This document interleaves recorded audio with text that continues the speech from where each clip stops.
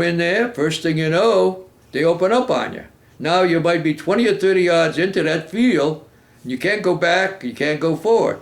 So you hit the deck, so you get what I can see what you get, and you start firing at him. Hopefully you'll get the guy. You'll holler for a bazooka, or you'll holler for a rifle grenade, and then you, if you see them, then you put fire on them, you know. And so if you're lucky, you will knock them out, and this is what happens. But when you hit the ground, and it's a field, even if it's just wheat growing there or grass, that's a little concealment, and your target becomes from a big one to a little one. And they're firing at you, and you're firing back at them. That's and this happened to you. You're in there. You're down low. You're down low. Yeah. And your objective is to try to get to that other to knock them out and to take that position. That's right. And if you pin down, then what happens is somebody will call the sergeant. Somebody will call for a machine gun or whatever, you know, to be on that hedgerow behind you, and open fire from there. Or sometimes the BR might be there firing while you're advancing, and he's trying to cover you, you know. And you're hopeful that you can hit the guy before they get you, and that's what it amounts to.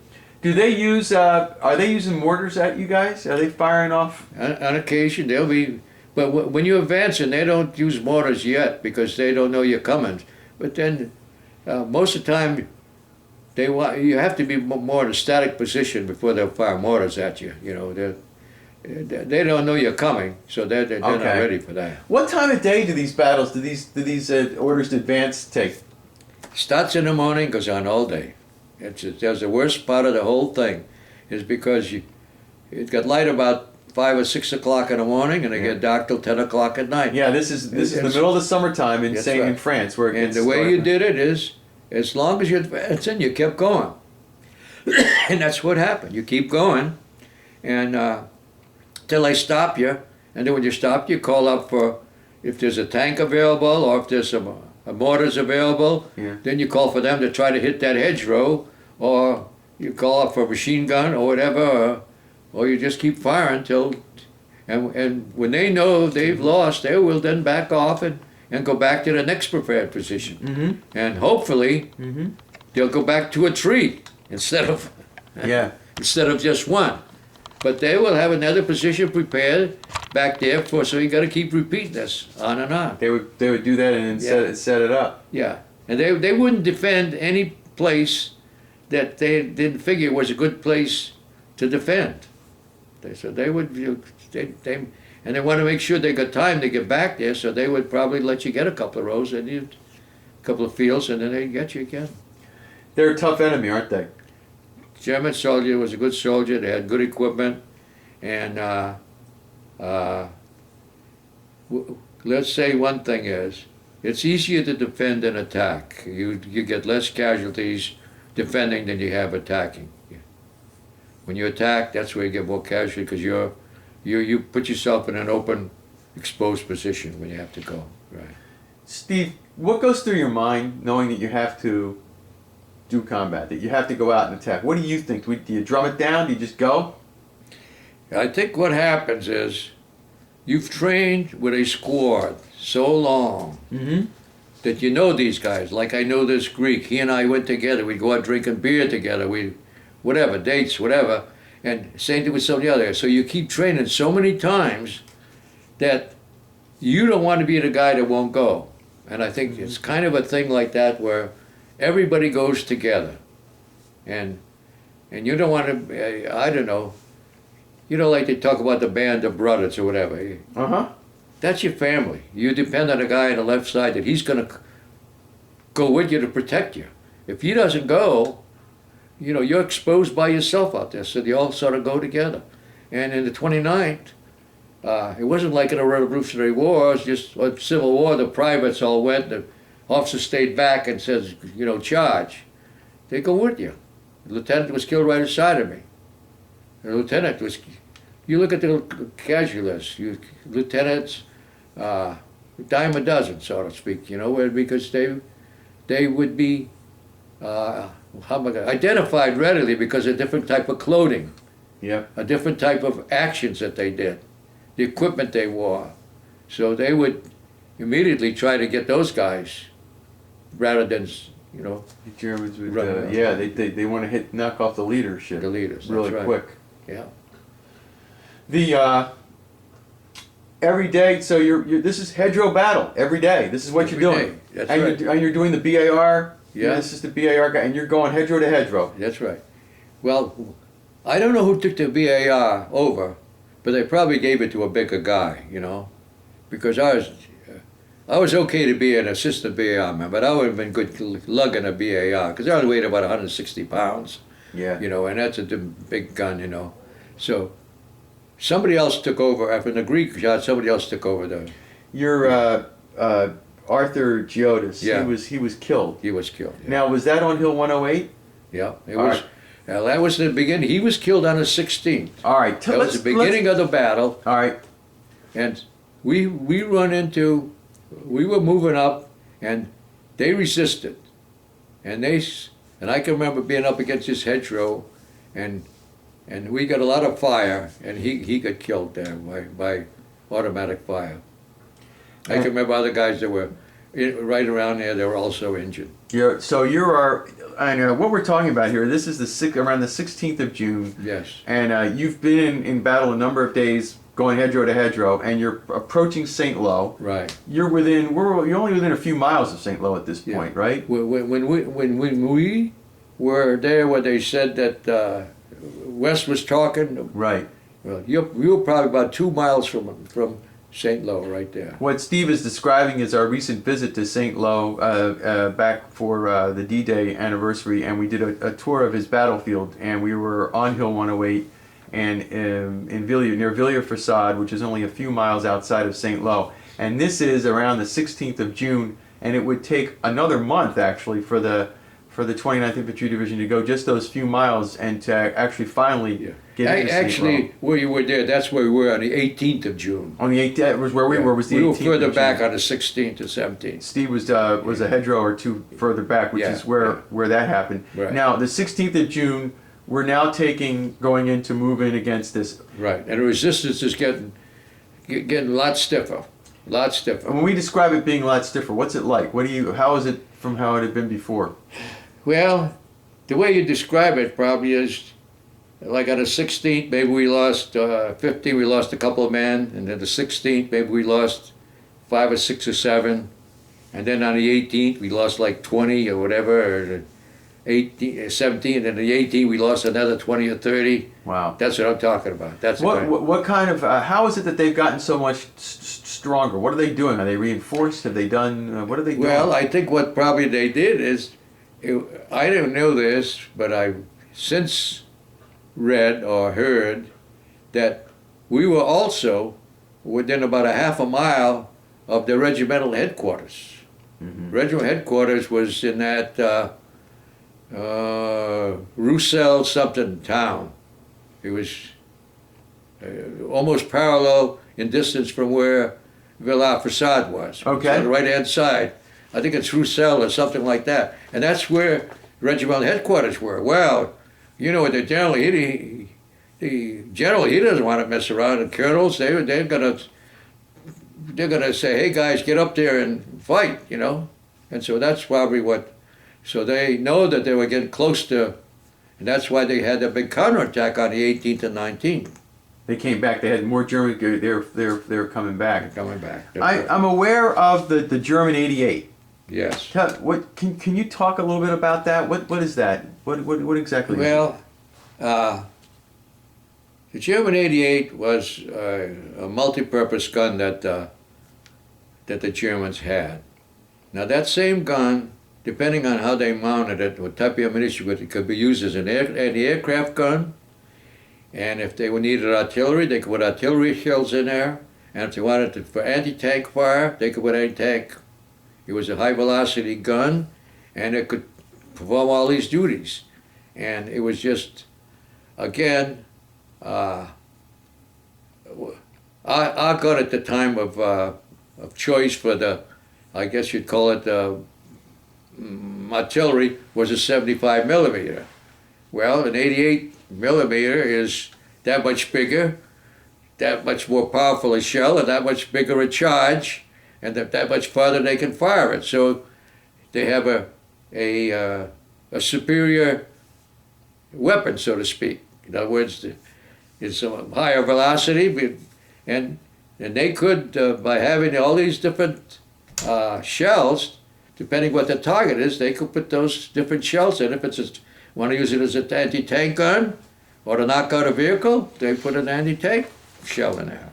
And so, and it also had, when they put the anti-tank, it had a heck of a sound. And I always say that, I used to say, when you hear the sound, when they're firing the anti-tank, it's already too late because the shell's behind you. Really? Yeah, it's that I don't know what artilleryman described it, but that's what I describe it.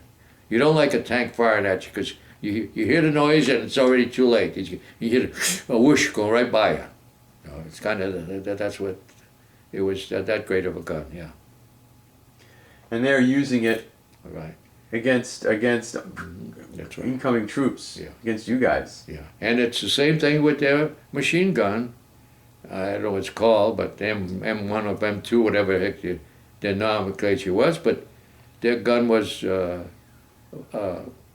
fired more bullets per minute than ours did, and it was an excellent gun. And then they would, I think it was 1,200 rounds a minute, and mostly what they built their squads around, a couple of these machine guns, and the other guys carried rifles to protect those two guns more than anything else, and the guns were the ones that were doing all the damage. And on top of that, they had these high-firing machine pistols, which we didn't have at all. And so they had a lot of extra firepower. Do you recall? Could you hear them? Could you hear them talking? Could you hear the Germans? Did they taunt you? Did they shout things out? Were you ever close enough to hear them? I never noticed that. No, I never noticed that. Were they often an invisible enemy to you? Yes. Yeah. So you just had to find a spot behind where they were in the hedgerow and go for it. Pretty much that's what it was. You didn't see them. They were behind the hedgerows. In the hedgerow country, you couldn't see them. No. Right. Later on, it was a different type of fighting. Then you'd see them. But yeah, it's. I used to instruct the guys that you got to keep firing even though you don't see anything. Just fire at something. Because they're probably as scared as you are, you know. Yeah. Now you don't remember. Like people ask, were you scared? I don't remember. It's too long ago. I don't remember. I probably was at times, or apprehensive, or whatever. But what are you going to say? You know, just. You got to do what you got to do. I mean, they're trying to kill you, so you got to keep going, right? Yeah. I mean, that's what it comes down to. And I think that maybe the individual person in that time was much more disciplined than the people are today. Okay. You learn discipline at home from, the people are more disciplined. You're up there on June 16th, and you think it's about June 17th. What happens to you on Hill 108? Well, what I remember is we're to take this next field, and we go over the hedgerow, and we penetrate maybe 20, 30 yards, maybe less, but whatever, it seemed like it was 20, 30 yards. And then we received automatic fire, and I was hit, and I don't know for sure what I was doing, but I have a feeling that I either saw that gunner or where it was coming from, because when I fired, because when I was shot in the neck right here, and the only way I could have possibly survived was that I was like this, and it hit sort of like a side glow, because my scar is here, and it just tore the skin within, and I think out.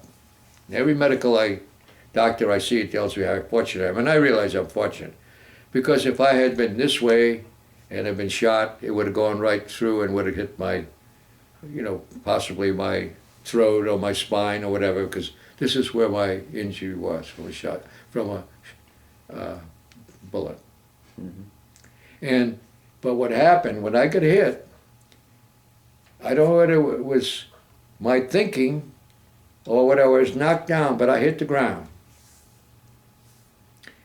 My lieutenant on my left, he didn't hit the ground. The fire was directed at him, the automatic fire, and he was hit multiple times.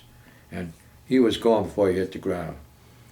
Because he almost felt to me like he was in suspended animation, like, you know, because he kept getting hit with rounds. But I was on the ground, and I turned on my back. I took out my sulfur pack, put sulfur on my wound, took my bandage out, wrapped it around, took my collar, and ripped it up, bunched it up over the top, and I lay there. And after a period of time, it got quiet. They probably had retreated, and then I walked off and out to find the medical department, whatever they called it, you know. And then I went there, and they tagged me, and they just redressed the wound a little bit, and they put me on a plane and shipped me back to England.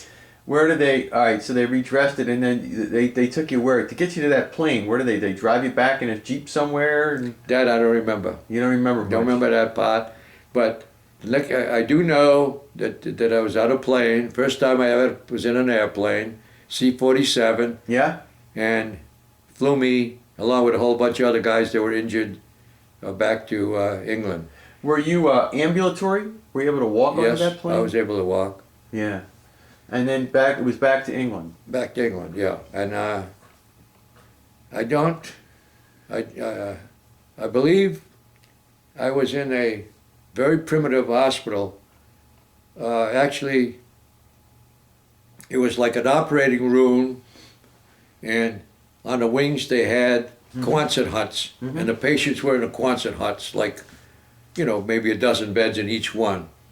And what I can remember was that we all knew we'd go in the operating room, and so as each guy went in the operating room, he would count like 100, 99, 98, and then when he'd come back, we'd say, hell, you only lasted till 97, and before you went under, and they take care of it. And I do not remember very little. I remember very little about my recouping. I just don't.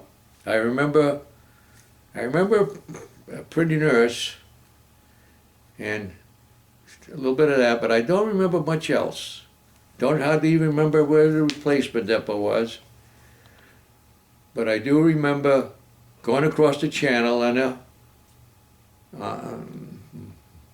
a ship. I don't remember if it was LST or not, and I rejoined the company. I went through St. Lo. All right. I went through St. Lo, so I saw the wreckage of St. Lo, because it's not far from Veer. Right. And so they probably had made a road through there, St. Lo. Well, that's where the roads were. You had to go through St. Lo. And then I remember going through St. Lo, and it was a wreck. And then I rejoined the outfit at Veer on the 5th of August, I guess. Yeah, 5th of August. All right. And it was Company C? Mm-hmm. At Went Veer. back to Company C in the 3rd Platoon, just like that. 5th August. Now, the time that you spent out, do you remember where in England it was? You're not sure where? I thought it was near Warwick, England. Mm-hmm. Now, But I don't remember. It seems like there's certain places in my thing where I don't remember a lot of what happened, and that's one of them. so you went back and you had some surgery. They Yeah. had surgery. Yeah. They fixed you up. They did what they needed to do. Yeah. And There's some doctor from Tennessee, and yeah, Good. And you recuperated. yep, And you were well enough after a while. And at that point, I know they were sending you back. They yeah, sent guys sent back. yeah, And but you don't remember much about the recuperation. no, And you were wounded on did you say the 16th or the 17th? 17th of June, So you were gone about 5 or 6 weeks. Yeah. Yeah. And, So it and was I a don't fast have much recovery. recollection of that. Fast recovery, and then you were sent back. Yeah. And then you were sent back, and that's good. Well, we'll end the second part 2 here. We'll come back with part 3. Okay.